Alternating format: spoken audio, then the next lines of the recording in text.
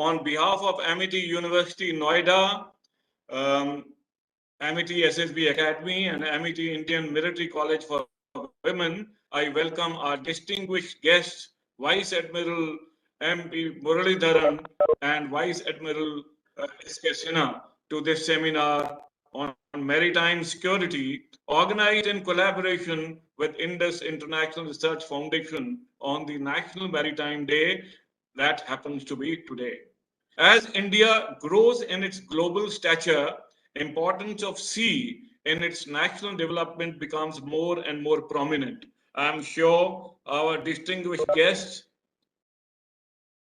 speakers will tell us more about it. But before we invite them to do that, I would like to highlight some of the defense-related activities of Amity University. In the year 2018, Government of India announced that women in the armed forces will be granted permanent commission.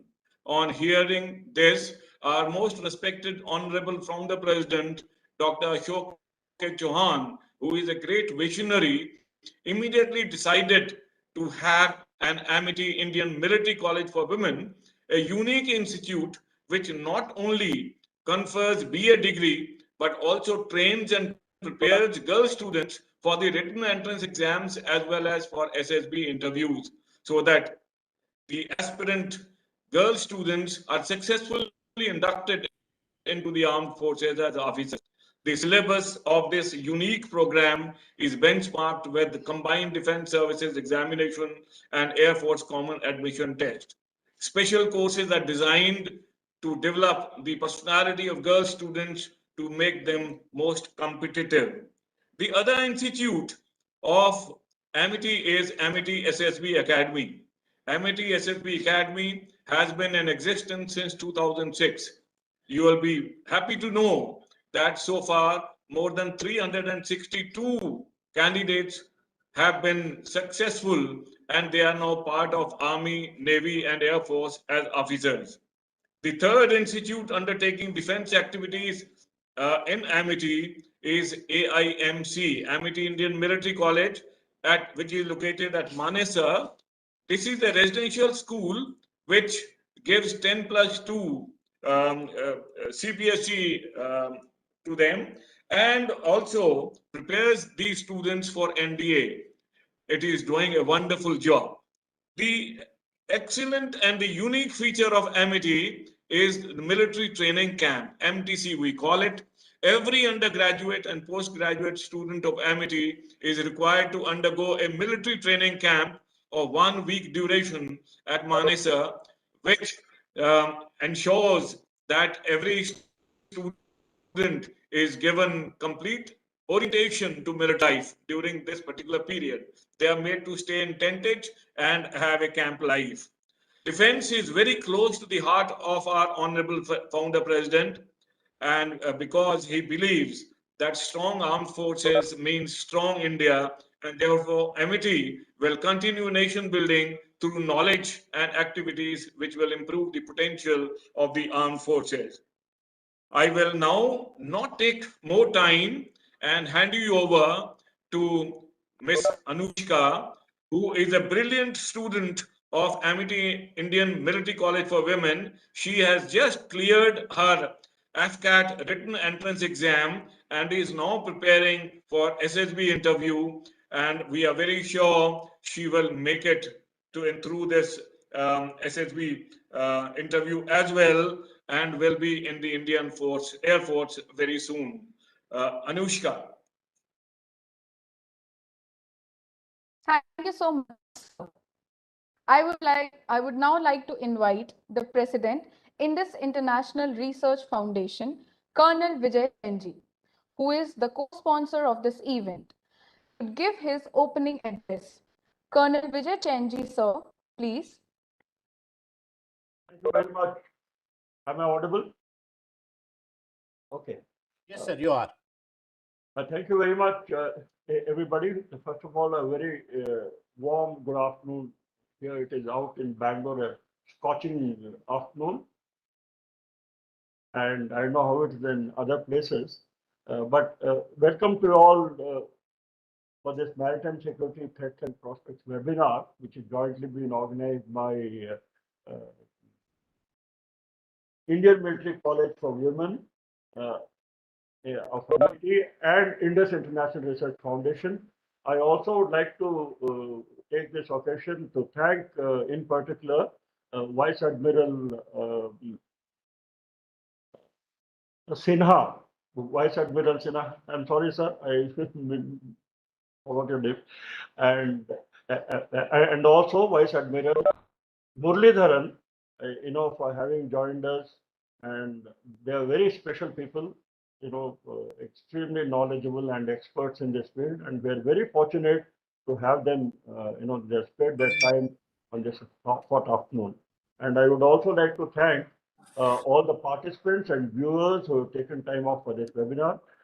I would like to acknowledge the initiative by Arjun Datta, without whose cooperation we could not have organized this event. Just to start, I'll just give for the benefit of those who are attending our program for the first time, Indus International Research Foundation was founded a little under 2 years ago. And at that time, when we conceived this, this foundation, I had a narrative in mind, and that was when the world was going through the throes of,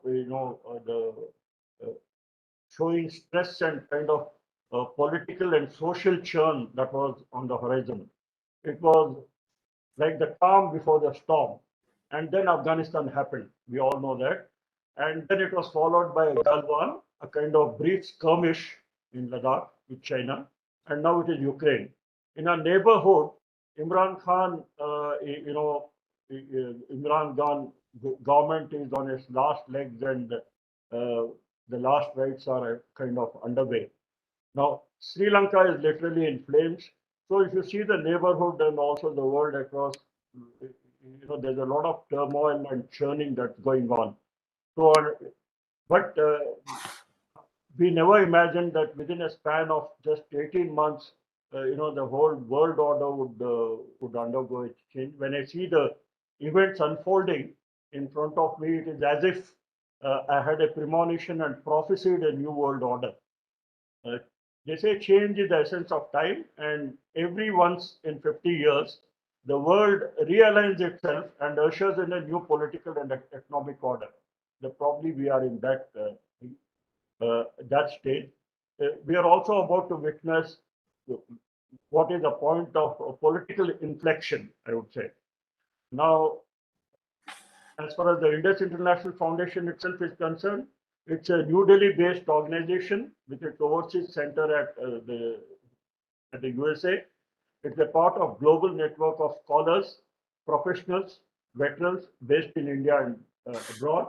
The foundation focuses primarily on international relations, heritage, political and economic studies,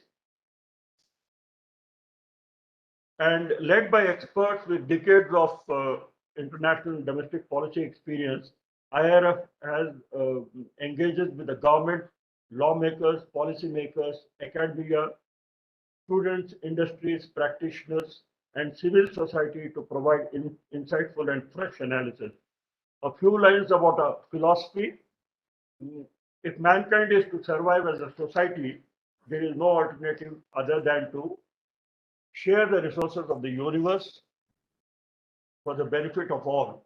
We feel that Indian civilization, philosophy, and traditions have much to offer to the world to resolve above contradictions. IIRF is committed to bring in and facilitate fresh ideas from corporate, civil services, academia, defense to look for solutions to human problems. The world we live in today is passing through great changes in its political and economic order. We are witness to some very fundamental changes in the alignment of global forces. Political differences, religious fundamentalism, inequalities, and environmental issues are causing sharp polarization and ideologies and giving birth to many conflicting worldviews. Amid this chaos, political thinkers, statesmen, policymakers, research institutions, etc., are putting their heads together to find viable solutions to resolve conflict and create a better world for tomorrow. We at IIRF are contributing our bit in the same process. If you see, for the last 10 days, we have almost about 11 heads of states or their representatives and ministers making a beeline to New Delhi, and it shows the importance.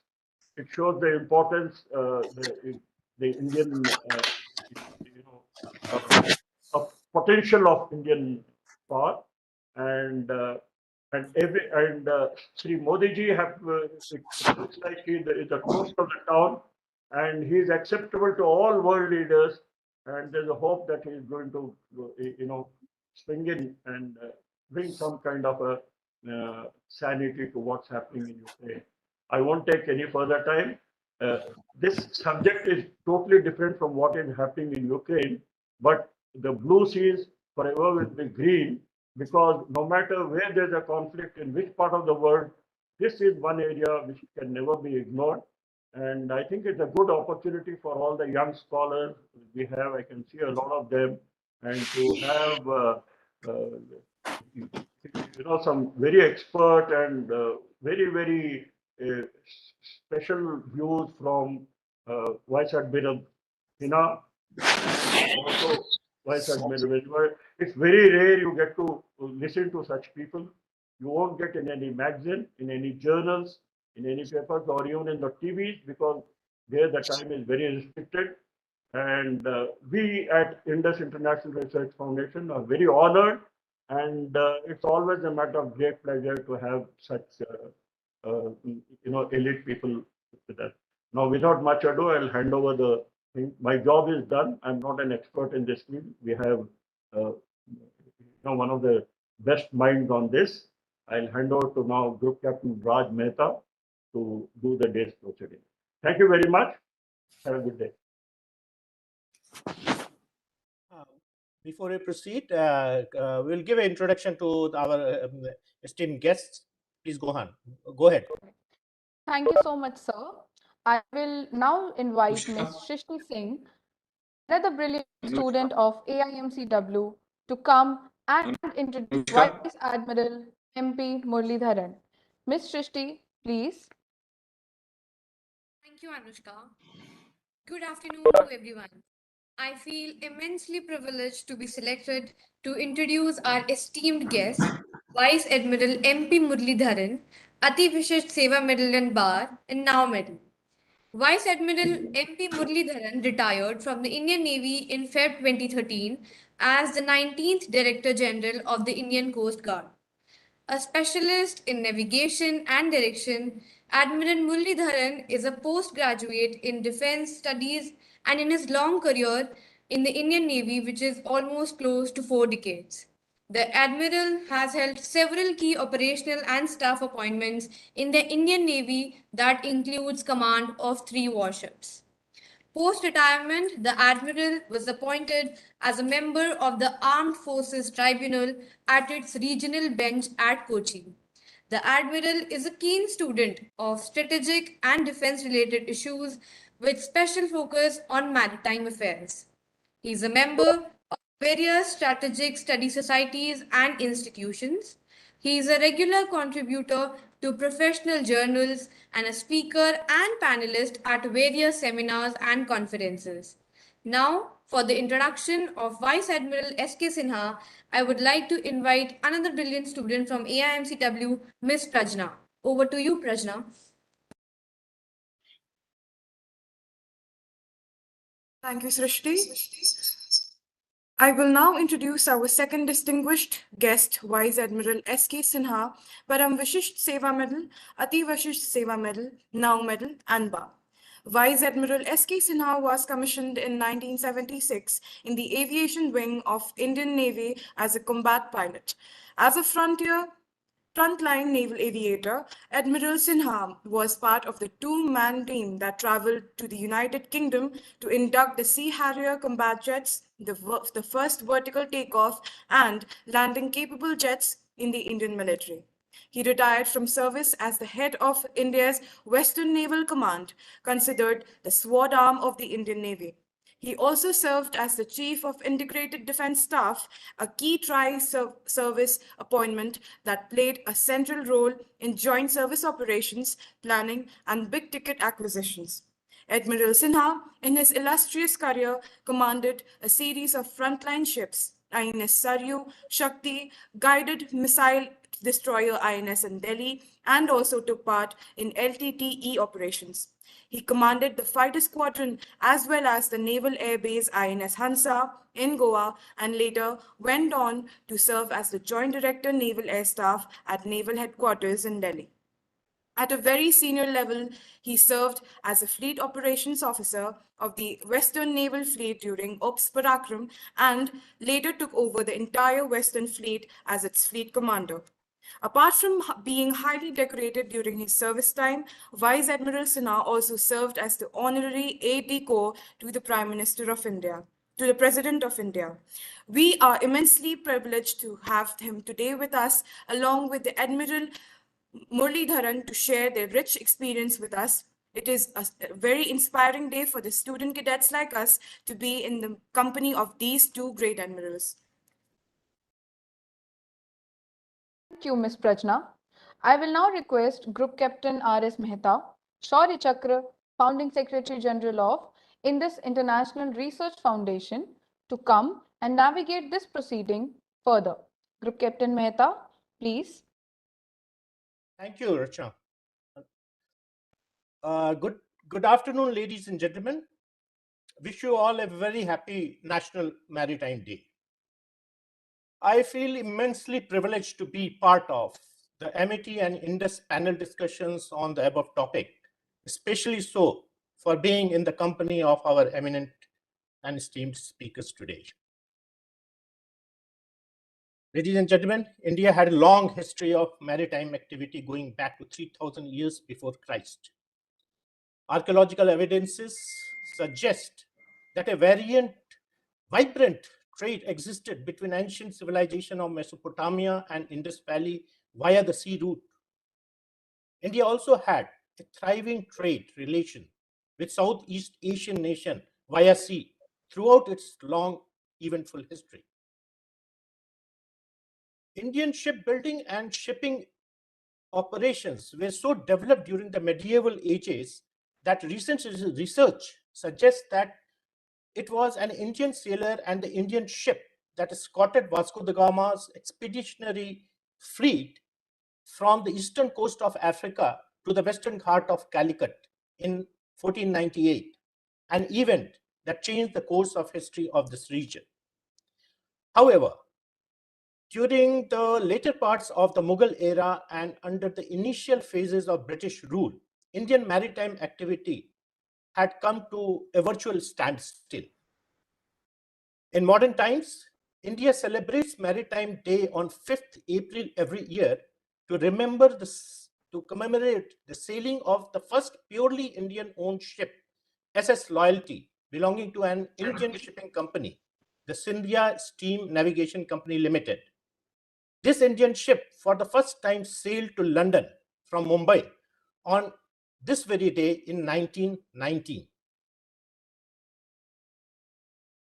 Today, as per Director General of Shipping, India has nearly 43 large shipping companies registered with it, and you're glad to know that they together own nearly 1,500 ships with a combined gross tonnage of 13 million tons. From a strategic point of view also, this is an occasion to remind us that the glory of India lies not just on land, but on sea as well. If India has to take its legitimate place in the world order, sea can no longer be neglected. History and conventional wisdom both suggest that those who ruled the waves alone were competent to rule the world.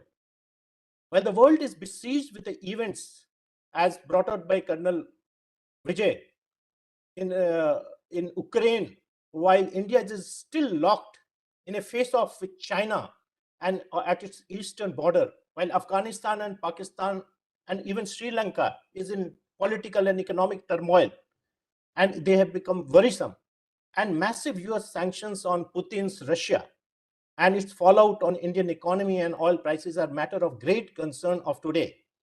Ladies and gentlemen, today being the Maritime Day, we will not talk much about any of them, but concentrate purely on how sea, sailors, and sails matter to India.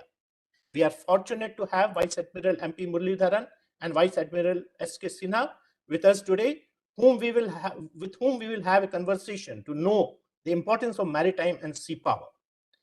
In today's session, we will first have Vice Admiral Muralidharan give us a brief account of maritime history of India. Thereafter, we will have discussions with Admiral Sinha and Admiral Muralidharan about the nature of maritime and naval strategies and prospects of India. We will like to know from them what are the strengths of Indian maritime power, what are its weaknesses, how India is gearing up to meet these challenges, etc. And now I will request Admiral Muralidharan sir to please tell us about the maritime history of India. Over to Muralidharan sir, please. Thank you. I'll just share my screen.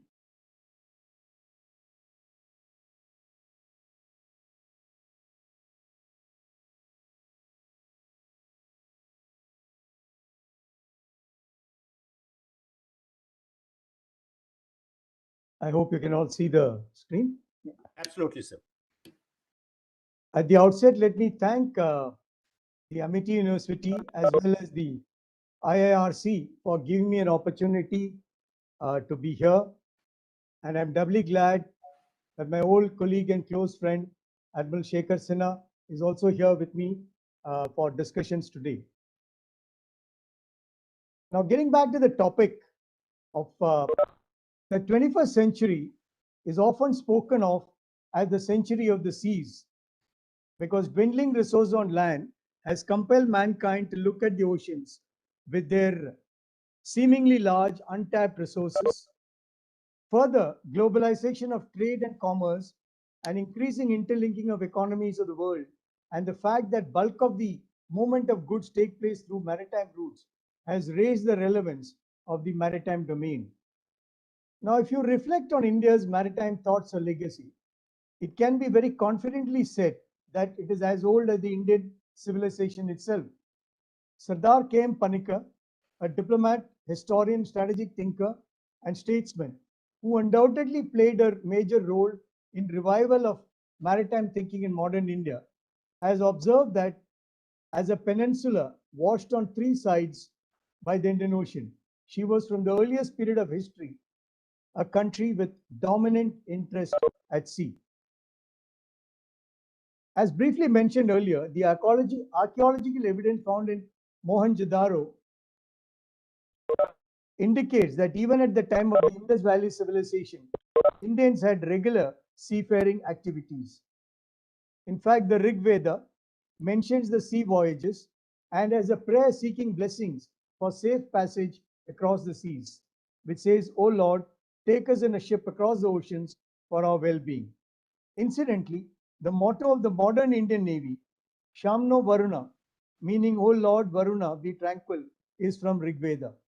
Now, shipping was a very systematic and regulated activity in ancient India.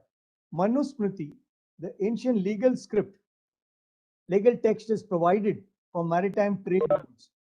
Kautilya's Arthashastra, which was compiled over 2 millennia ago, indicates the post of a chief controller of ports and the aspect of port dues and customs duties. Arthashastra clearly states that pirate ships and enemy boats violating territorial limits should be destroyed. So the Mauryan Empire had a board of shipping to look after shipping related activities. Thus, maritime issues was very much an integral part and thoughts of ancient India. Now, historian Radha Kumud Mukherjee had analyzed the India's maritime activities and linkages from historic times with civilizations and countries across the world through trade and commerce in his magnum opus, The Indian Shipping, a history of seaborne trade and maritime activity of the Indians from the earliest times.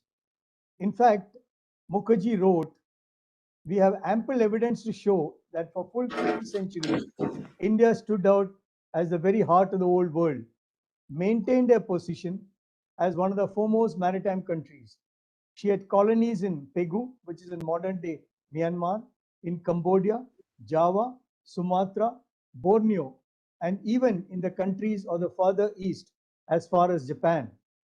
She had trading settlement in southern China, the Malayan Peninsula, in Arabia, and all the chief cities of Persia and all over the east coast of Africa.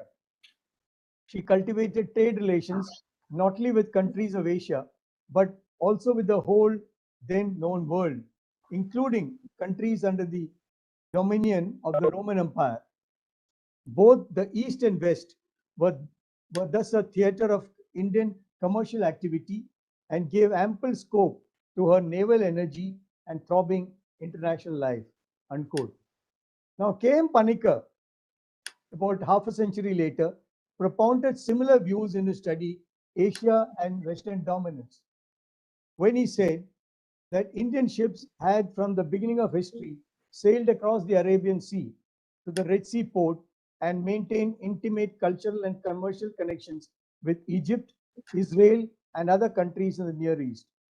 Long before Hippolytus had disclosed the secret of monsoon to the Romans, Indian navigators had made use of these winds and sailed to Bab el Mandeb, and to the east, Indian mariners had gone as far as Borneo, and a flourishing Indian colonies had existed for over 1200 years in Malaya, islands of Indonesia, Cambodia, and Champa, which is actually in modern day Vietnam, and other areas of the coast.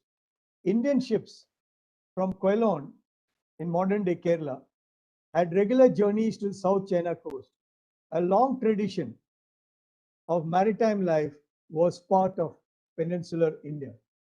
However, in spite of such a long maritime tradition, there was a clear decline in maritime thinking and related activities in India by the end of the 13th century.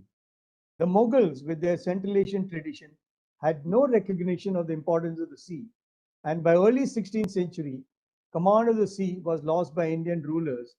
This resulted in European powers, starting with the Portuguese, taking control of the oceanic waters around India.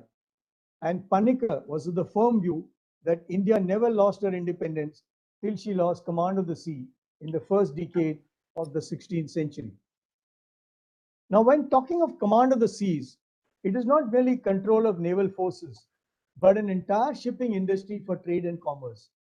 Indian shipping and shipbuilding was devastated under colonial rule. In the words of Mukherjee, one of the great national industries of India, after a long and brilliant history, covering a period of more than 20 centuries. He went on to say that it therefore behoves government and all who are interested in the progress of India to be fully alive at the importance and necessity of reviving and restoring on modern lines a lost industry so vitally bound up by the prospects of the Indian economic advancement. Now, unfortunately, his work came out in the early part of the 20th century when we were still under British rule. Now, Panikkar expressed similar views and had further analyzed the need for all-round development of India as a naval power to safeguard a commercial interest, industrial growth, and expansion of trade and a very future. Now, Panikkar also referred to the works of Admiral Mahan on the conditions or elements needed for a nation to grow as a sea power in the modern era, that is geographical position, physical conformation, extent of territory, population, national character, and governmental or national institutions. While Panikkar assessed that it is very much feasible to India emerge as a modern sea power, he was also perceptive to observe the changes needed in Mahanian doctrines due to the emergence of air power, and spoke of the changes needed in maritime affairs, and more importantly, the need for a naval air arm as merely having an air force. He was very clear that Navy is not for defense of land, but for secure control of seas to prevent enemy from approaching the coast or interfering in trade and commerce, and of being capable of blockade of enemy coast and destroying his forces. Now, the significance of maritime activity in Indian context was equally well appreciated by our first Prime Minister, Jawaharlal Nehru. While sailing on board Indian naval ship Mysore in 1958, he observed, and from this ship, I looked at India and thought of the country, and its geographical situation. On three sides of it, there is sea, and on the fourth, high mountains. In a sense, our country may be said to be in the very lap of the oceans. In these circumstances, I pondered over our close links with the sea and how sea had brought us together. From time immemorial, people of India had very intimate connections with the sea. They had trade with other countries and they had also built ships. Later on, the country became weak. Now that we are free, we have once again realized the importance of sea and we cannot afford to be weak at sea. For those of you seeing the inset picture for the first time, you will actually observe three prime ministers of India in that. Of course, you will recognize Jawaharlal Nehru, that's Indira Gandhi, and Rajiv Gandhi and his brother Sanjay are also there in the picture.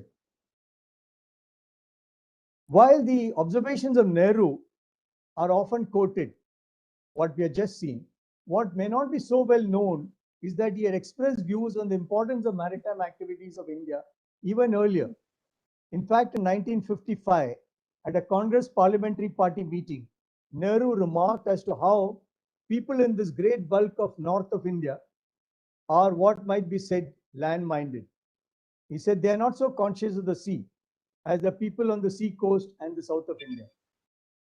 And on the aspect of defense of the nation, Nehru quoted that we have to be equally conscious of both land and sea, apart from air, which is common to both. The whole conquest of India by the British, the French, the Portuguese, and all that came because we lost on the sea. It is lack of this conception of sea power that has been our undoing often in the past. For a country like India, sea is most important from defense point of view and obviously from trade point of view. Now, Nehru also wanted a balance between different types of military power for Indian security. In his letter to the then Defense Minister, Mr. K.N. Kardju, in September 1955, Nehru wrote, "Not all the land forces can protect us from sea attacks. The Air Force can protect us to some extent, but really to a very limited one just near our borders. The sea has no frontiers like the land, which has it. India, therefore, has to play an important role in the ocean surrounding her. I do not mean to say that we should presume to control those oceans. That's too big a task. But we should be strong enough to resist the control of it by any other power." Nehru also opined on the types of ships of the Navy and the need for an aircraft carrier, which is something very close to the heart of my fellow panelist, Admiral Sinha. In fact, he said, "It's really a moving airstrip that can be sent anywhere and stationed anywhere. Its mere presence gives strength to the Navy and to our defense position. It gives us certain command over the area where it can reach." Now, naval operations during World War II in the Indian and Pacific Oceans, and more specifically, the entry of Japanese Navy into Indian waters, brought into focus the importance of control of seas for the security of India. We were also fortunate that the emergence of strategic thinkers like R.K. Mukherjee and K.M. Panikkar, who highlighted the need for maritime perspective to further India's national interests, and the appreciation of the importance of sea power for a nation like India by Prime Minister Nehru. All this resulted in the revival of maritime outlook in modern India. This led to the thrust for development of ports and associated infrastructure all along the coast, revival of mercantile marine shipbuilding industries, and the growth of Indian Navy from a virtually coastal force at the time of independence to a major maritime force with an air arm and an aircraft carrier by 1961 is also reflective of the revival of maritime outlook. Now, over the years, India was able to develop a balanced navy capable of operating well away from our own waters and a coast guard to safeguard our exclusive economic zone. Even as independent India was developing her economic, industrial, and scientific capabilities, Indian Navy took necessary steps for indigenous construction of frigates in the 1960s. We have come a long way since then and are today into construction of major warships, including aircraft carriers and submarines, both conventional as well as nuclear. May I, however, hasten to add that It has not been at the ambitious level that we planned soon after independence, essentially due to limitations of financial resources. It is also true that the 1962 and 65 wars shifted national focus to some extent towards a continental outlook. However, by the last decade of the 20th century, the world at large was once again looking to oceans for growth and prosperity.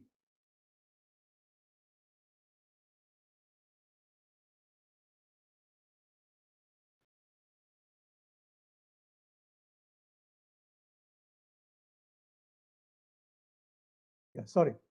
The geostrategic significance of the seas can be appreciated in the fact that 70% of the earth is covered by sea, and 2/3 of the population lives within 100 miles of it.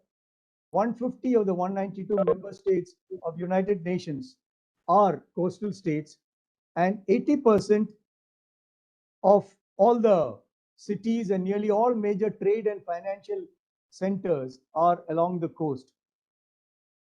Now, maritime trade globally is about 80% by volume of the total global trade and about 70% by value. Needless to say, strategic thinking in India too saw a growing conviction that India's future is linked to the seas.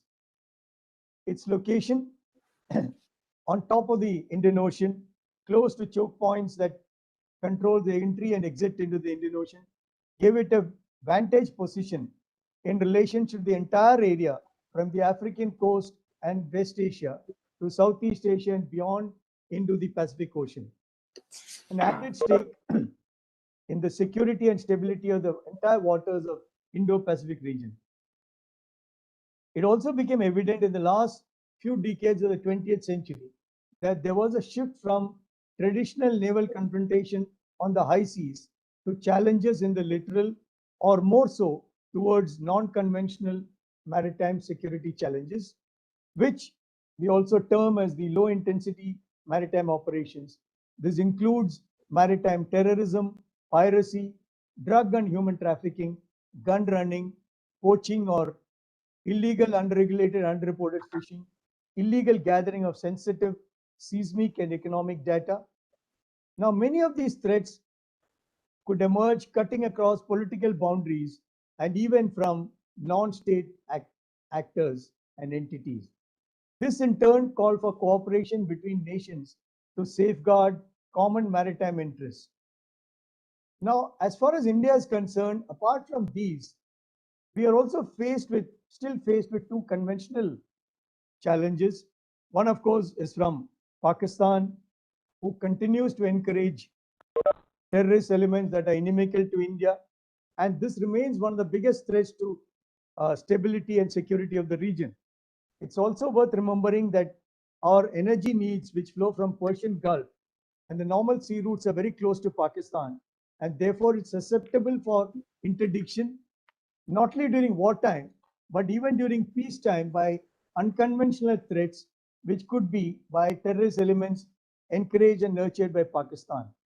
Now, while China is not a littoral of the Indian Ocean, you're all aware that PLA Navy has been making regular forays into the area for over 2 decades now, and China itself is looking actively for bases and support facilities all around us. She's already got a base in Djibouti. Now she was looking to establish links in Sri Lanka, Myanmar, and virtually all around our Asia. So this is again a issue that we should be concerned about.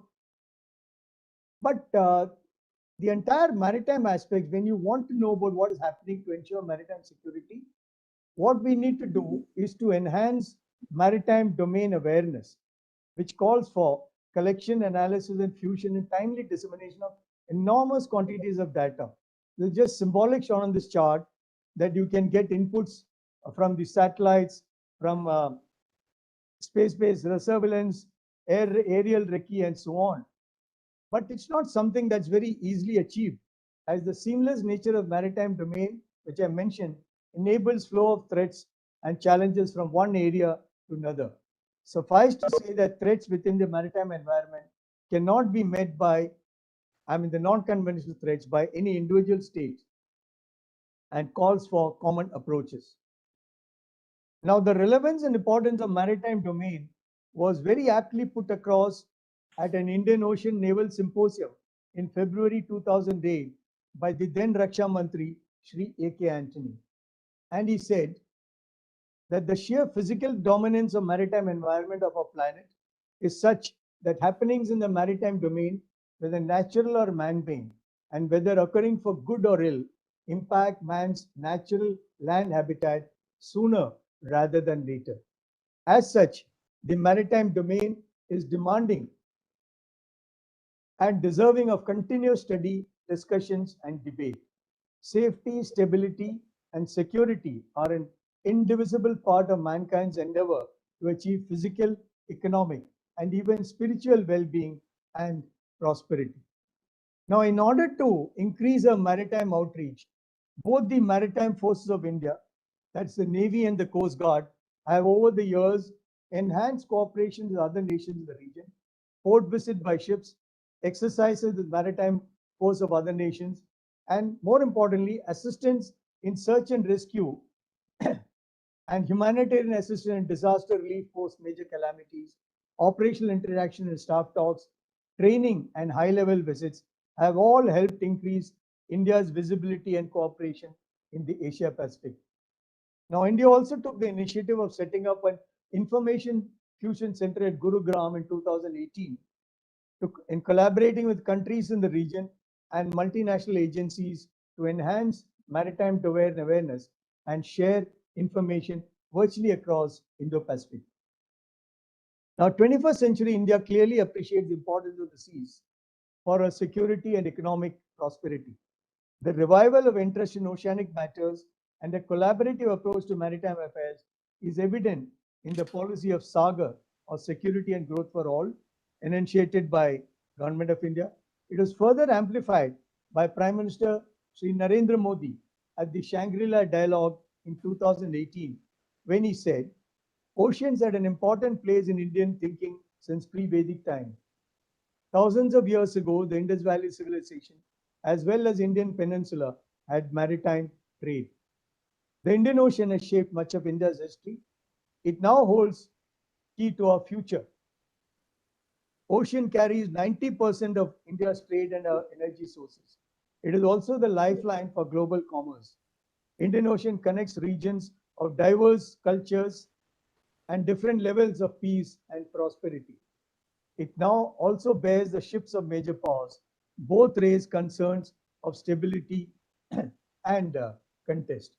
He further said that we should all have equal access as a right under international law to the use of common space on sea and in the air, and would require freedom of navigation, unimpeded commerce, and peaceful settlement of disputes in accordance with international law.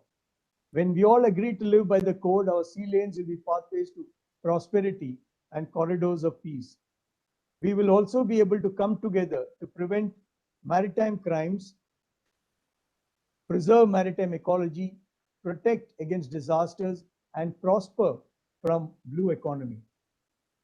Incidentally, the aspect of freedom of navigation and access to sea lanes being considered as a necessity in the present era of globalization to ensure stability and economic progress is nothing new for India. It is a concept followed by ancient Indian rulers who maintained powerful navies like the Cholas, Srivijayas, and even the Zamorans. Even while Srivijaya Empire dominated the states of Malacca and exercised control through it for over 2 centuries, there was no attempt on their part to control traffic in open seas. Now, in keeping with the concept of working together in the maritime arena, India proposed at the East Asia Summit at Bangkok on November 2019 the Indo-Pacific Oceans Initiative to manage, conserve, sustain, and secure the maritime domain. Essentially, it seeks to create partnerships with like-minded countries across the expanse from eastern shores of Africa to the Western Pacific Ocean to ensure security and stability through a non-treaty based but cooperative and collaborative approach. As you can see, its pillars cover a wide spectrum through maritime security, ecology, maritime resources, capacity building, and resource sharing, disaster and risk reduction management, science, technology, and academic cooperation, trade connectivity, and maritime transport. Now, we already progressed with quite a bit of it because many countries have come forward to interact with us. Coming to more recent times, our plans in the coming years in the maritime sector was further enunciated by Prime Minister Narendra Modi at his inaugural address during the Maritime India Summit in 2021, which happened in March 21, where he said that India is very serious about growing in the maritime sector and emerging as a leading blue economy of the world. Focus areas, which he said, included upgrading of current infrastructure, creation of next generation infrastructure to improve efficiency, and instead of a piecemeal approach, he proposed that the focus should be on the entire sector as one, with an upgraded port community system for ease of data flow. He also brought out that there would be major investments being done in development of storage facilities, creation of plug-and-play infrastructure for attracting industries to Portland. Work is also happening to connect and boost industries and integrating ports with coastal economic zones, port-based smart cities, and industrial parks. All this was expected to anchor industrial investment and promote global manufacturing activities near the ports. He further went on to launch the Maritime India Vision for 2030, which I would recommend to all the students here to go through. And it gives the priorities of government. He spoke of promoting the use of renewable source of energy in the maritime sector by using solar as well as wind-based power systems at all major ports to increase usage of renewable energy to about 60% of the total energy needs by 2030. In keeping with this vision, we are also developing as mega ports with world-class infrastructure at Vadhavan, Paradeep, Deen Dayal Port in Kandla, and operationalizing 23 domestic waterways, which would make transportation much more environment friendly. And all this is planned to be completed by 2030. Now, plans are also underway for an eastern waterways connectivity transportation grid to connect with Bangladesh, Nepal, Bhutan, and Myanmar, which will also enhance the regional trade cooperation. Now, Ministry of Shipping, which is now the Ministry of Port, Shipping and Waterways, is also focusing on improving maritime shipping and navigation, educational training for mercantile marine, shipbuilding, ship repair industry, ship breaking industry, and fishing vessels. In fact, we can say the entire floating craft industry. There are close to 400 projects on the anvil at a potential of about $31 billion. The Sagarmala project for projecting and promoting port-led development, which was started in 2016, also has in its annual about 574 projects, which is going to cost $82 billion for implementation by 2035. Now, let me sum up thoughts on this National Maritime Day by saying that India is a maritime nation and its prosperity and development are intrinsically linked to the seas. So long as we used the oceans effectively, it was a land of prosperity and enormous wealth. After neglect of the seas from 14th century, there was a revival of maritime outlook in post-independence India, which is being pursued with renewed vigor in the 21st century. Initiatives such as the Indian Ocean Naval Symposium, Sagar, Indo-Pacific Oceans Initiative, the Quad, BIMSTEC, Milan, and other bilateral and multilateral agreements, exercises, dialogues, and symposiums are all pointers towards this. Blessed with a strategic location in Indo-Pacific, where destiny of the world would be played out in the 21st century, our maritime thoughts and policies should continue to focus on all elements of maritime power. Both our maritime forces, the Navy and the Coast Guard, have always played a significant role in enhancing India's connect and reach among the maritime nations. And we should continue to do so to further expand our presence and visibility all along the Indo-Pacific. Let me conclude by reiterating the words of Prime Minister Narendra Modi at the Maritime India Summit, when he said, India is very serious about growing in the maritime sector and emerging as a leading blue economy of the world. It's also worth recalling the prophetic words of Sardar K.M. Panikkar, who said that the future of India will undoubtedly be decided on the sea. In fact, the map you would see what we often look as primary areas of interest, but now our interest has to go wider and the secondary areas virtually looking all across the oceans. Thank you.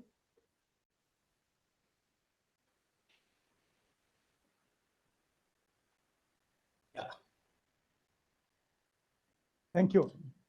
Thank you very much, Admiral Muralidharan, sir. That was a wonderful, very educative presentation. I am sure our audience must have been enjoyed it. Now we will commence our discussions with Admiral Sinha, sir, if you are ready, sir. We had formatted it in a question-answer format.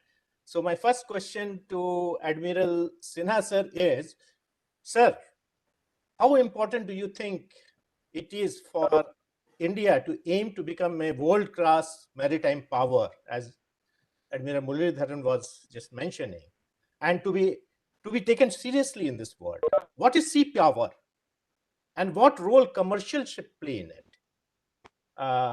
This question is for Admiral Sinha, sir.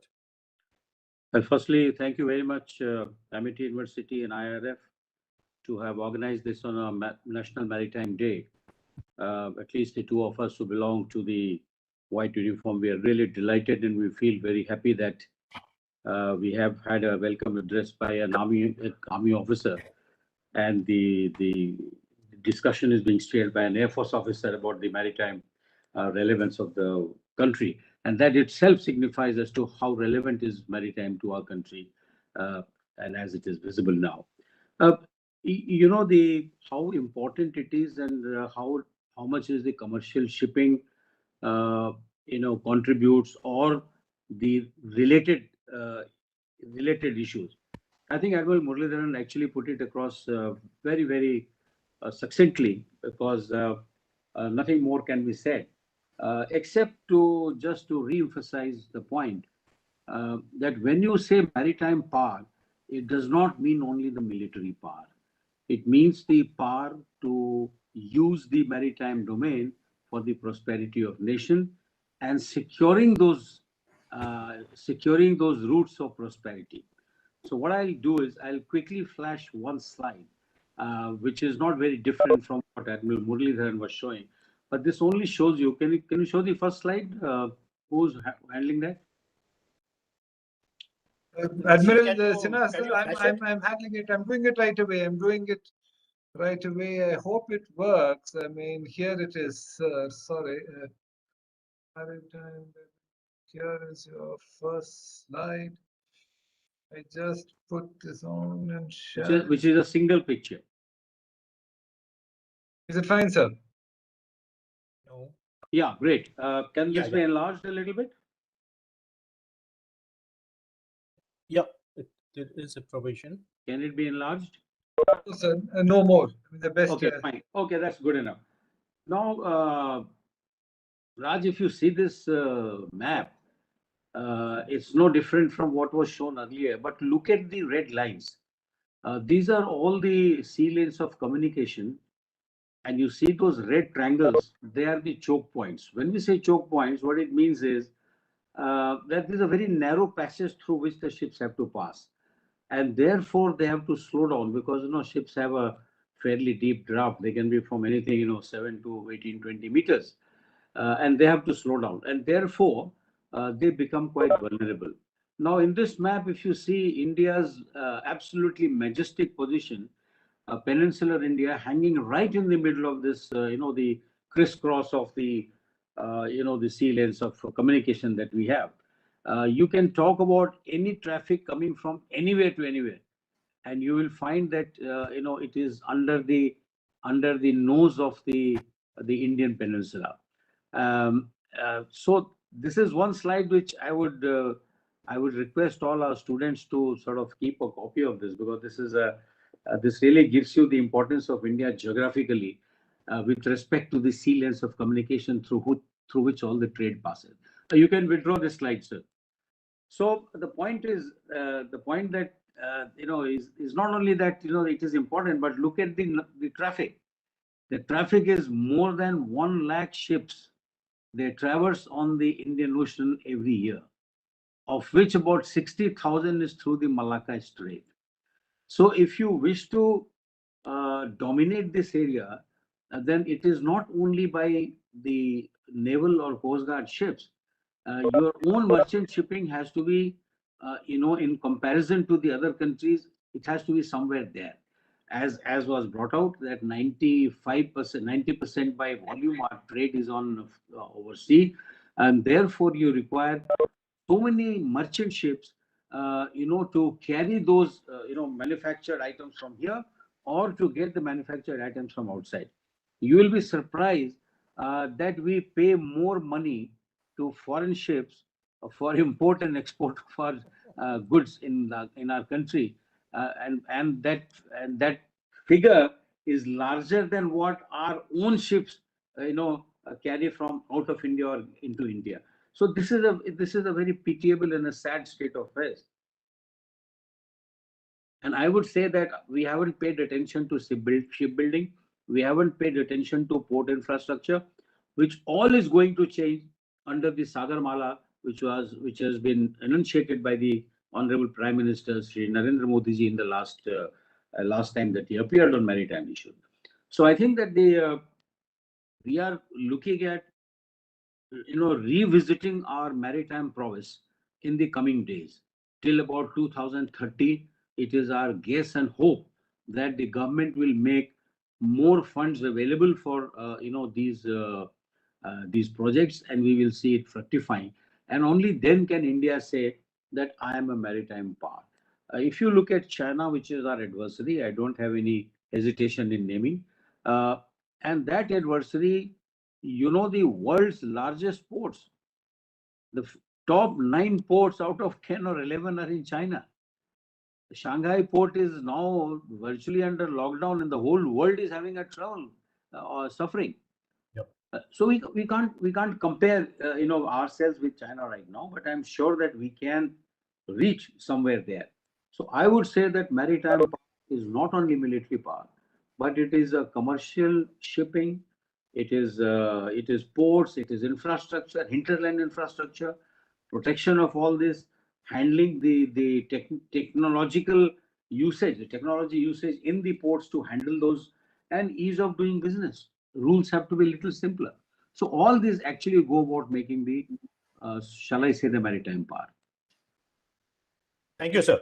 That's a good explanation that maritime power does not consist only of the naval power, but as well as the commercial naval shipping power, and how we control the routes and what is the volume. Sir, I will take this discussion a little away from this because recently there was much in news that after 14 years of waiting, Government of India recognized the need to appoint a Vice Admiral Ashok Kumar as the Chief Coordinator of Maritime Security in India. Are you happy with this development? Secondly, Admiral Sinha, I recollect that you were appointed as FOC&C, Flag Officer Commanding-in-Chief, Western Naval Command in 2012, close to Mumbai attack. Correct me if I am wrong. You were at that point of time given the responsibility to preside over the meetings of the Maritime Coordination Committee, which you continued doing till you were FOC&C there. Hence, can we consider you to be the first virtual coordinator of national maritime security that brought 5 ministries, 15 agencies together and on one table to prepare the country to face the maritime challenges visualized by India? Why, of all the high officials available in India, only you were chosen at that point of time to take on this task? No, let me answer your second point. it is incorrect to imagine that I was, or FOCNC West looks after the the coastal and maritime security coordination of the entire country. It is not so. He is only a coordinator for the Western Seaboard, if you like. So the Arabian Sea and the adjoining Gulf region. And it is true that till such time the Mumbai terror attack took place, there was no written responsibility laid down for the coastal security, and it was quite haphazard. If you happen to catch somebody, either by Coast Guard or by Navy, it was a bonus. But by law, the responsibility did not rest with anybody. So it was a shameful event to take place for all of us, those who are involved in maritime, and we woke up. And thereafter, the proposal was made to the government that we should have a maritime coordinator by a different name. Really, there was a maritime security advisor. So what was happening was that the coordinator, I will only talk about the Western Seaboard. There are agencies. For example, the Coast Guard had a very major role to play in this. The Coast Guard head of the Western Seaboard, he actually is a very key member of this entire coastal security network. The coordination was more on, shall I say, your personal relation with the civil administration. Coast Guard and Navy were always on the same sort of, same platform, so there was not a big difference. But to get the shipping ministry, to get the customs people, to get the police, the marine police, it was quite a task, and therefore the meetings had to be, initially they were more frequent, but later on we settled for once in a month. And the chief secretary of the state used to represent all the forces of all the, shall I say, the agencies within the state. When we had a shipping ministry, we have put a lot of things in place. But to say, coming back to number one, yes, we are very happy that we have at least I am very happy, and I'm sure so is Admiral Muralidharan, though there is going to be a little bit of overlap of the, shall I say, of the tasking. It is up to the maritime security coordinator as to how he frames the entire charter for himself. Nobody is going to tell him, and I'm sure he will do it in conjunction with both the Coast Guard and the Navy, because it is not a very easy job. You look at our coastline, everybody quotes this figure, 7,500 kilometers, and the islands. But more important is that the maritime security coordinator is not only looking after the security along the coastline, but it's a fairly wide area. And the overall maritime security of the Indian Ocean, which is roughly by thumb rule, about 3,000 kilometers if you take the entire width, 1,500 kilometers either side of the center of our country or the center of the peninsula. So what you're looking at, the coastal security and maritime security are an absolute continuum, if you like, because you have to have a very big picture. You have to have the picture of the entire 3,000 kilometers that I'm talking about, and the movement of ships. At any one time, about 40,000 fishing boats are out in the Indian waters. It's very difficult to go and identify all of them. So there are systems which are in place. But to make people responsible officially is what this coordinator gentleman going to do. And I think it's a very good development to happen. He has a lot of work to do as far as defining the charter is concerned and how to get the act. The Maritime Security Act has to be tabled in the parliament, which has not happened so far. Even the coastal security was more on personal relation, which is not a very nice thing to happen in a country like ours. It is fortunate that we haven't had any sort of, and I hope it will not happen because now things have improved. But to say that we have a gapless security, I would like to refrain from that because there can be gaps. So this is a very good development to take place, Group Captain Mehta.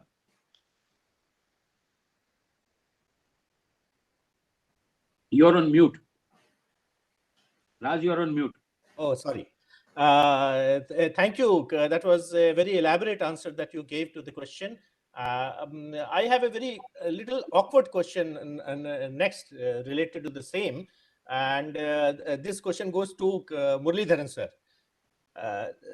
Sir, you had been the Director General of Indian Coast Guard for a long time. In its 75 years of independence, India has faced terror attack only once through sea.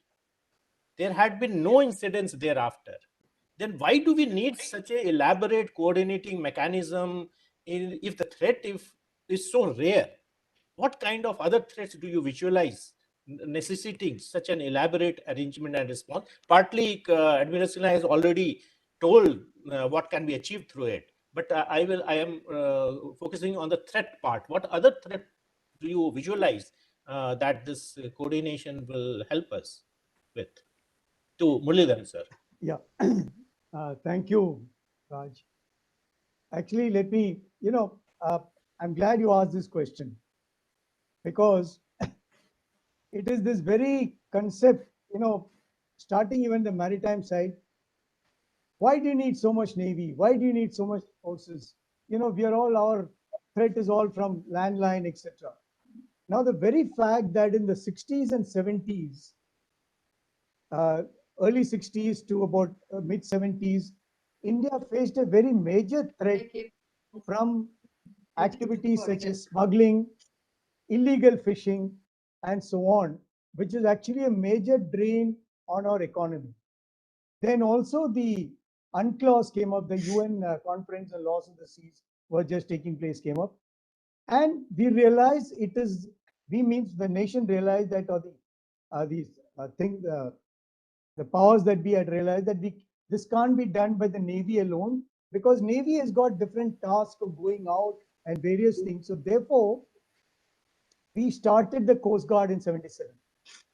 In fact, it started with 3-4 ships borrowed from the Navy, which was then formed. And Vice Chief of the Navy was just retiring, was made the first head of the Indian Coast Guard. They made out the Coast Guard Act.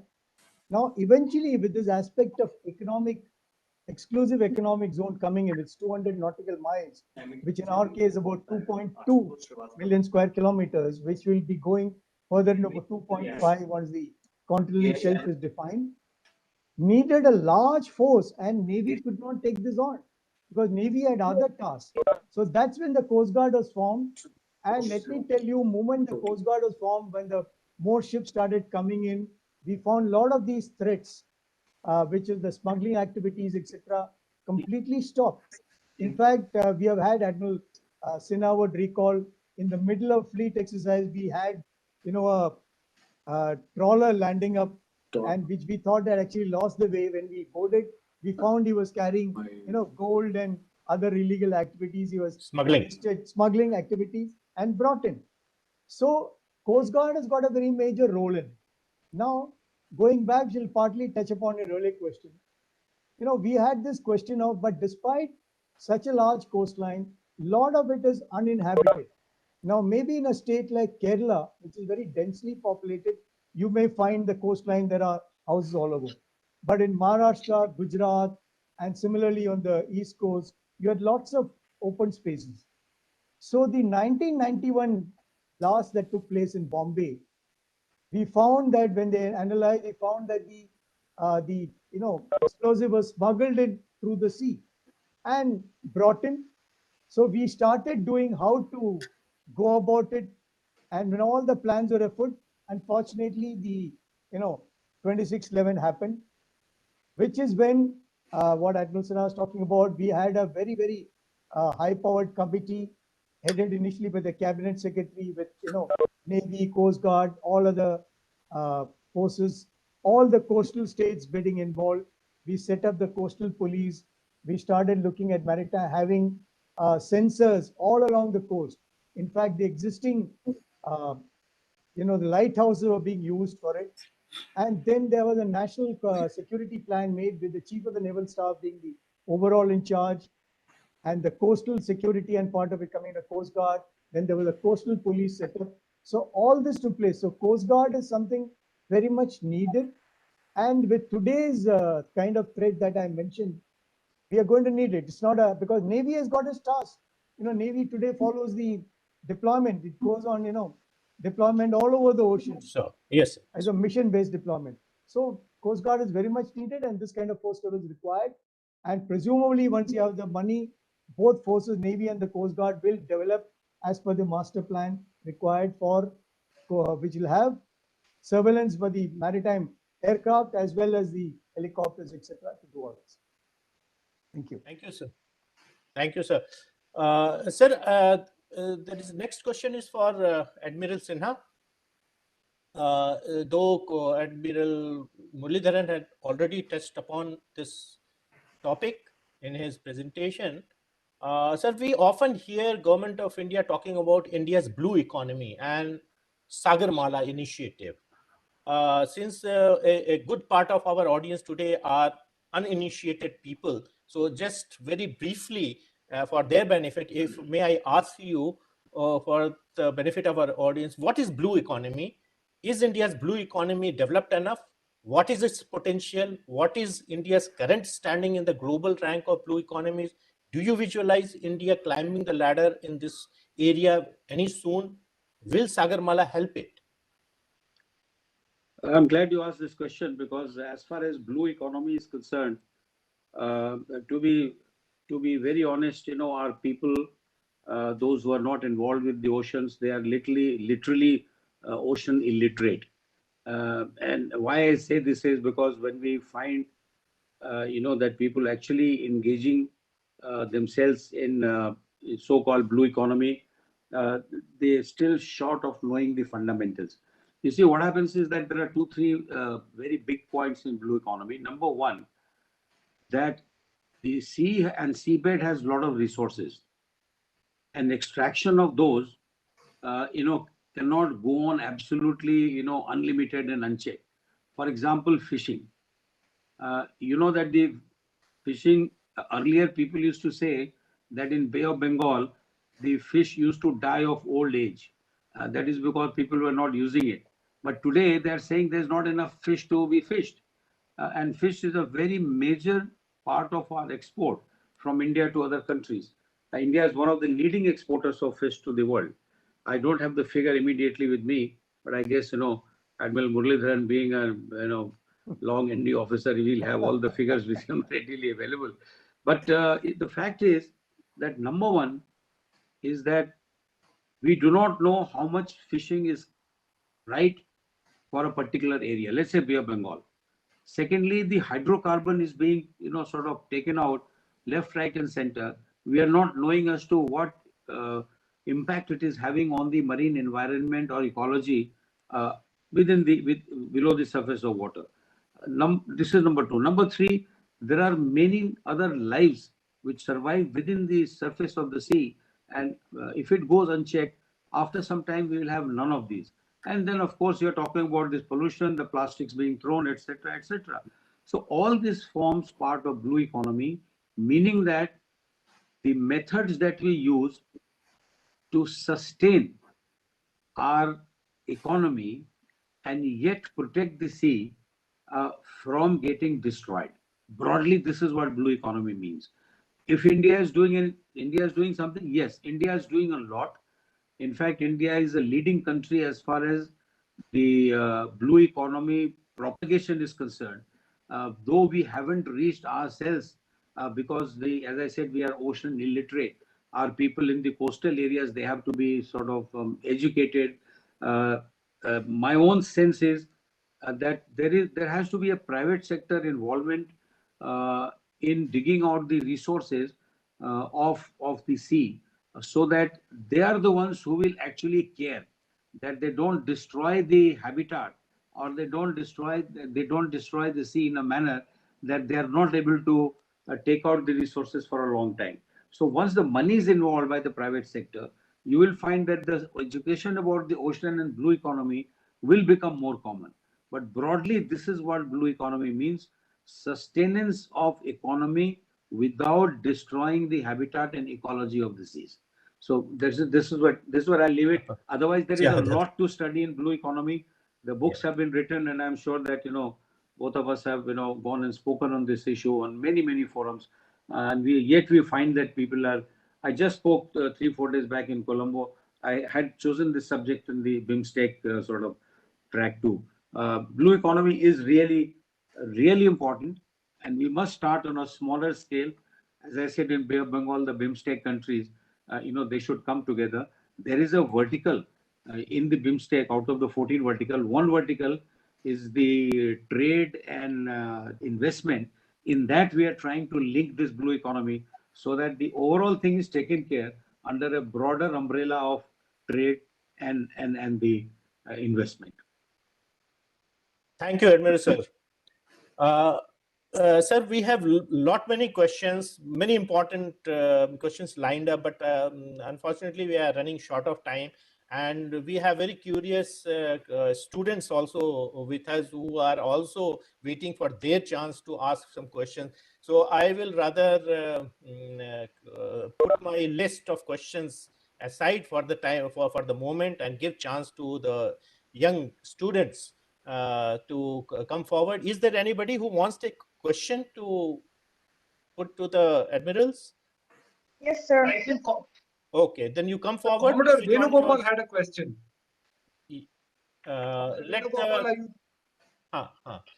Next question we will take, Mr. Rishi. Let the student ask one question, and then we will ask the next question. You can handle that question. Okay. Okay, sir. Sir, this question is to Please Vice switch on your camera first. Muralidharan. Are you speaking? Introduce yourself. So, do you please introduce yourself, ma'am? Turn your camera, please, madam. Yes. Yes, sir. Good afternoon. I'm Indrayoni Audio, a fourth semester student of IMCW.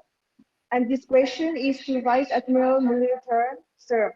Good afternoon, sir. Muralidharan, sir. Sir, I was checking on Google, and Indian Navy is the 78th largest and strongest navy of the world.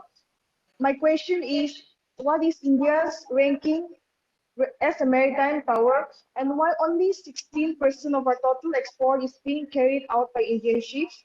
Why the rest goes to foreign shipping companies, and we're losing a lot of money and business? Thank you. As I understand, you're asking me as to why is our navy is ranked quite high, why is our mercantile marine percentage limited? Is that your question? Yeah, exactly, sir. Yeah. Yes, sir. Well, essentially, I think Admiral Sinha touched upon it. See, what happened was our shipbuilding and shipping industry was in doldrums at the time of independence. Then we started reviving it. While before independence, like we celebrate the Maritime Day today, the India shipping and others had started. And then we nationalized many of them, made the Shipping Corporation of India. But we were not able to build enough ships to meet our requirements. Our economy was growing. And therefore, our mercantile marine and our transshippers started looking at using ships from other agencies, other multinational agencies or multi-country agencies to look at it. Because our own indigenous shipbuilding was not enough to meet our requirements, which is the reason, which is one of the things that the governments have been trying to correct over the years, that we have our own, but we had our own problems also of looking at many of these issues, our manpower problems, getting our, all movement is nationalized and you had a state. I'm sure Captain Bangara will be able to tell you more about it, the kind of problems SCI faced, etc. Which is why because the goods had to come in, so people started looking at whichever was bringing them earlier. But as Admiral Sinha mentioned, we are actually paying a lot of money because all going into foreign exchange and foreign money. So our idea is to build ships, but till the time we are able to, which is again, as I mentioned, the Prime Minister has mentioned this, the shipbuilding industry for revival. Now, till we are able to get our shipyards to deliver ships on time and the kind of ship force level that we need, we are going to, look at other shipping companies to give goods for us. That's the problem. I agree with you that for a maritime nation, at least more than 50% of our cargo must be carried in Indian bottoms, as we say. But unfortunately, it's not happened. Hopefully, it'll happen over the next 10, 15 years. Thank you, Admiral sir.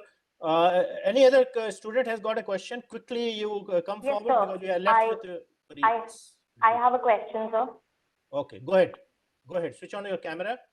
Tell your name. Miss And Annapurna. put your answer question quickly. Yes, sir. Is my video visible? It's not on, ma'am. Please put it on. You are not. Video is not. Miss Annapurna, put on your video. If there is much problem, then you just go ahead with your question. Thank you. You're visible. Yeah, you are visible. A very good afternoon to all. My name is Annapurna Kashyap and I am a student of third semester of Defense and Strategic Studies from Jain Vyas University, Jodhpur. I have a question which is basically threefold. The first fold is that how and in what way would we like to comment on India's maritime diplomacy in the Indo-Pacific region to meet our national objectives? The second fold of my question is that major threats which are posing towards India's maritime security, and how competent are we at this point of time in perspective of Indian Navy and Indian Coast Guard to deal with the threats which are being posed on our nation, on the coasts of our nation? And the third fold is that what and how effective is the necklace of diamonds to check with China's growth in the seas around us? आपने शायद सुना होगा जानवी से बात करते हैं कि फिर also ask question. नहीं मैं दो लोगों का पूछ रहा था तब मुझे बताइए Okay, let me attempt. Murali, can I take this? Yeah, please. You asked about India's maritime diplomacy. A lot is happening. It wasn't happening, Annapurna ji. Now it is happening in a big way. Why I say in big way? That if you see the Indian naval ships visiting the ports of other countries, particularly in the Indian Ocean littoral and even beyond, since you have mentioned about Indo-Pacific, then you look at the organizations which are there, which is actually run by the Indian Navy, and Indian Navy is a very important component. For example, Admiral Muralidharan mentioned about IONS, he mentioned about IORA. These are all basically a maritime diplomacy. Why do you have this maritime diplomacy? That also had pointed out that no one country can manage the security of such vast sea. And therefore, you require like-minded countries to come who follow the rules, as they call it, the rule-based order. And that rule is what? UNCLOS is the rule, the United Nations Convention on Laws of the Sea. And we follow it to the hilt. In fact, we follow it more religiously than what is given in the law in many cases. So then you talk about Quad. You see that Quad is what is actually at the moment, it is a maritime diplomacy. There is no military component in the Quad at the moment. It's all economy. Making vaccines for everybody, having the emerging technologies being shared by everybody. So these are primarily the maritime diplomacy of India is actually speaking. I will quote our retired foreign secretary when he was in chair. He was asked this question that has our maritime diplomacy improved? And he said from the time Prime Minister Narendra Modi's government has come, for the first time, the maritime has become an important component of the foreign policy of India. You will find that every bilateral agreement that the country has, you will find that maritime cooperation and maritime security will feature necessarily in each and every, including Mongolia. Mongolia doesn't have any maritime, but we have a maritime security for reasons which are different. So the point is that yes, but we are actually shaping up quite well. Second question that you asked about the what are the major threats to India's maritime sector and are we capable of handling it? Look, armed forces protect the interest of country with what they have.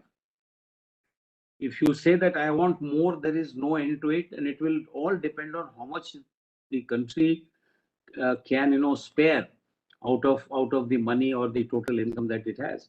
For example, now because of pandemic, the economy has gone down. So obviously the allocation to the services is going to be quite less. And we are all aware.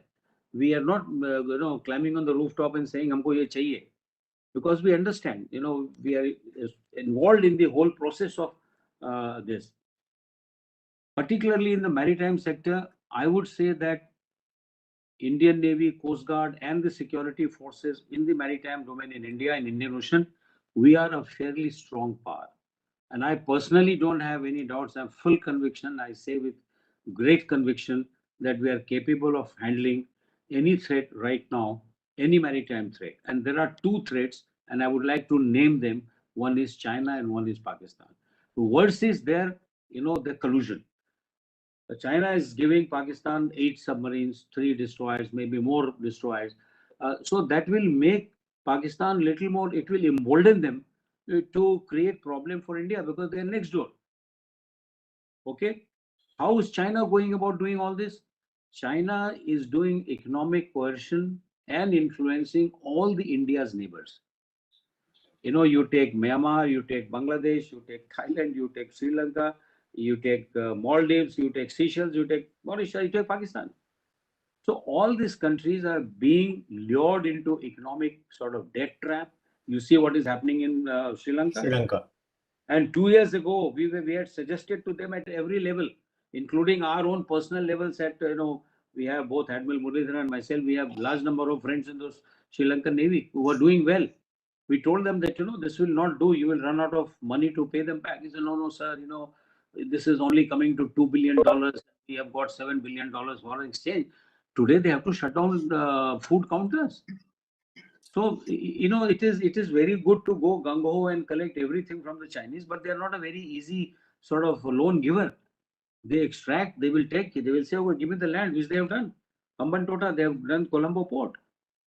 So influencing our neighbors is a big threat for us, because if they make a base or if their submarines and ships start operating from there, it has got a direct security threat, security concern for our country.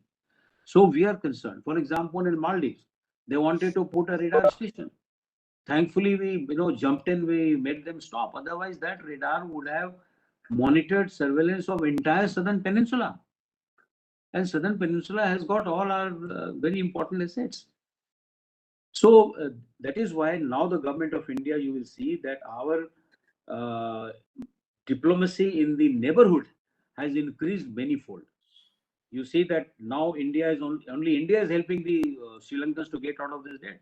$1 billion, one straightforward, then another $1.5 billion, is on the way. Similarly to Maldives, we have virtually bailed them out from the debt trap. So at least these two countries who are immediate maritime neighbors, they must be your friends. They are obviously they're sovereign countries, independent countries. But look at Nepal, it has gone almost out of hand. Fortunately, now we find that Nepal is also coming back into the fold, hopefully. Bangladesh, right now, our equations are very good, but sorry to say, it depends on which Begum is in power. Other Begum comes, then you had it.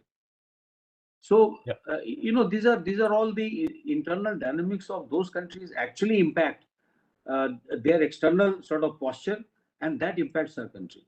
And third important thing is India's equation with America and China's equation with Pakistan. These are external in nature, but they actually impact our even internal security. So these are bigger subjects, so I will not dwell too much on this. Last one was how effective is our growth, and can we check China's growth? The short answer is no. I'll be very bold to say this. China's economy is 5 times our economy. We are a 3 trillion economy, just about. They are 15 trillion economy. So obviously everything is 5 times bigger. So what we are required to do, what we are trying to do, in short, that we have identified the vulnerability of China, particularly in the Indian Ocean region, and we are creating assets and capabilities which can exploit those vulnerabilities and make sure that China does not become such a threat that it becomes a territorial threat for us. See, So that is broadly the concept on which we are sort of moving. And hopefully, we should succeed, because what is on our side is geography. You can't change the geography. China, it is, far from home. Whatever they do, having a home port is so important for supporting the maintenance and the logistics of that particular country. So I would say that, we cannot catch up with China. It is not possible. China's number of ships and submarines have overtaken that of America. So where are we? I mean, we are quite far. So I would say that we need not worry too much. The capability building is a long drawn process. It goes on with time, and it takes into account the environment in which, we are growing. What will China do? What will Pakistan do? I mean, we didn't have to do much for Pakistan. He's also on fall off any day. You never know, it might implode. So these countries are, those who have too much of external support, they are bound to fail. And that's why Atmanirbhar Bharat, what Prime Minister is saying, is a very important thing. No country has become a great warrior by importing weapons. No country in the world historically. So we can't. That's I think Admiral Muralidharan has a point to make. That's a great answer, and you gave a lot of confidence and to us that we are not so vulnerable in at least Indian Ocean region vis-a-vis China. They may be strong, but we can take on in Indian Ocean region. Yeah, but Admiral Muralidharan may have some points on that. Sir, we have almost finished our time. So anything that all interaction will be, we will keep it very, very short. And before we close, Colonel Vijay has asked for 2 minutes. We will give him a chance to say something, and thereafter Brigadier Datta will give his closing address and thanksgiving. So Admiral Muralidharan, some question was there? No, not really. I think Admiral Sinha has covered it. And I just want to assure the questioner that our maritime forces, because we can only speak for the maritime forces, are fully capable of looking after our national interests. And I think that covers it. Tremendous, sir. Tremendous, sir. So now, Colonel Vijay, sir, I had a lot of questions, but I couldn't cover them all. We will get the admirals again sometime more exclusively to have longer discussions. Please, sir, Colonel Vijay, sir. Colonel Vijay is the president of Indus International Research Foundation, who is the co-sponsor for this event, and I request him to say a few words. Okay, Raj, thanks a lot. I won't take much time. First of all, I want to thank all the speakers, especially the two admirals who come with a lot of experience, and also the co-host, there's the Amity organization, and we look forward to more such interactions, and wherein we get experts and also the students benefit. I just have a small message for the students. Apart from your very searching questions and all, very intellectually academic kind of a question, you also need to take home the amount of hard work these young admirals have put in, because it's not easy at our age, to sit and browse. You see the enthusiasm of almost youngsters. No other organization and profession has seen so much of commitment. They take their job so seriously, and it takes a lot of work. You see, the slides are awesome, and there's so much of information. It's not just a cut and paste job you to take it from somewhere. So I would advise all advise is too strong a word. I would only share my suggestion that the youngsters, especially the scholars, if you have to, it's okay to get very searching questions and all, but you need to do a lot of research, need a lot of study. I'm sure both these admirals who have put in over 40 odd years of service, more than twice some of your age. So, and yet they make the whole thing look so simple. It's not so simple. It comes at the back of it, what 40 years of thing grind they've gone through. and it comes very naturally to them. Yet they have to put on those slides. We don't have secretarial staff like some of these people from universities and do. You have to learn small tricks, here and there, and put those slides and take help. So hats off to their enthusiasm. I am also part of that. I will also spend a lot of time reading and writing and studying. So I would like to thank. With this, I would like to thank Raj for conducting an excellent. It is so interesting. Normally one dozes off, but I think I would like to thank everybody, including all those who have been present. Thank you very much, Admiral Sinha, sir. I know in spite of so many challenges, you had some small health issues. We are so glad you are back. And also Admiral Muralidharan, sir. It's always a pleasure to see you gentlemen on the show. And we look forward to more interaction. Yes. Thank you so much. Namaskar. Thank you very much. Thank you, sir. Thank you, sir. We And thoroughly now enjoyed. sorry. Now I'll request Brigadier Datta to give his thanks, vote of thanks.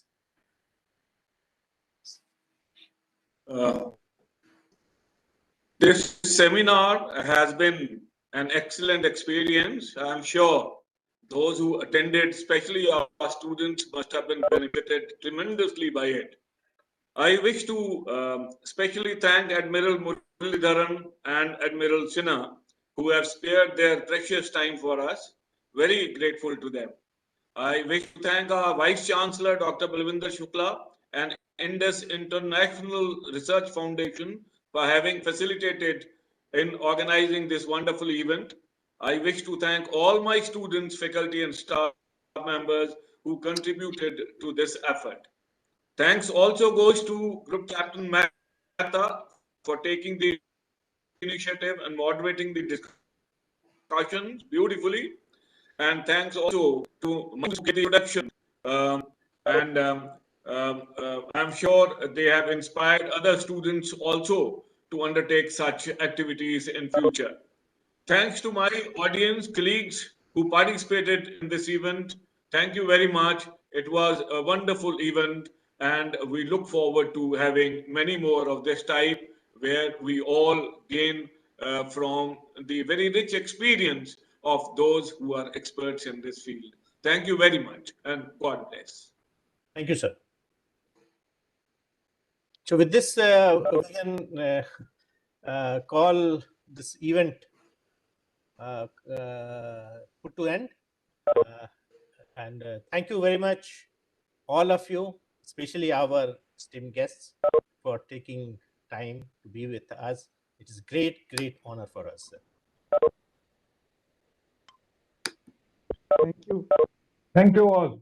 Thank you all. Thank you.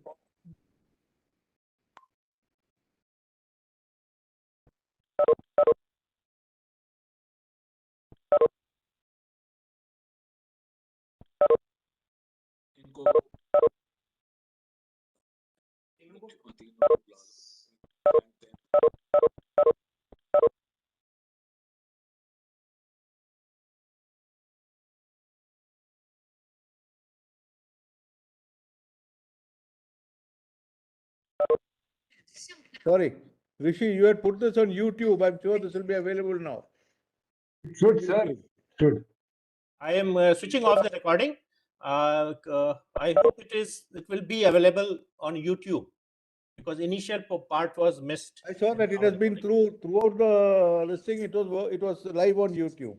Oh, lovely, first class. So then we can really Good. Congratulations, and Rishi. make Thank it you. a shorter version. Great, thank you and congratulations. Great job, Rishi. And Miss Annapurna, I've shared some links in the chat box. Please have a look at those. What are these? I think to answer Miss Annapurna.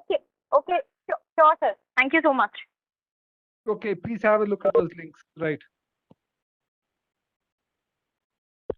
Actually, we were running short of time very badly. Shall I end the? Yeah. What is the? Thank you very much. Okay. Excuse me, sir. Who is Mr. TPN Singh, sir? He's a wing commander. He's a very senior wing commander retired from Air Force, but he's a professor of in the Raisoni Institute. It's a director research. Where is this? Which institute, sir? Raisoni Institute in Greater Noida. Okay, sir, we can hope someday Wing Commander would consider membership of IIRF. We may invite you, sir. Yeah, I have offered him, I have requested him, and I will solicit him for again. And Miss Annapurna and all the students, consider a student membership of IIRF, please. We're welcoming, inviting all of you to please become student members of IIRF. Okay, now you can close it. I think most our.